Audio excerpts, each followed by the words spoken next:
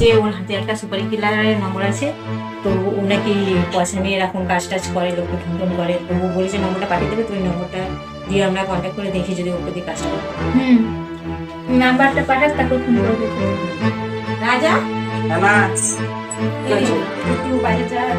কালকে থেকে সব একটা বাজে ছবি তো আর বাবা একটা করে আরে সবজি আসতে কি হয়েছে? চিকেন তো নেই, আমার একটু চিকেন একটু খাওয়া না তো দিবারে আমি কোনোবার খেতে ইচ্ছা করে না, কি তাহলে হয়েছে?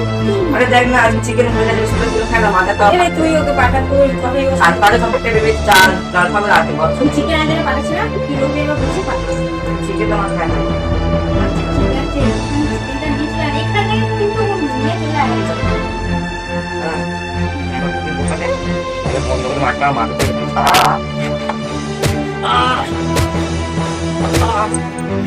আ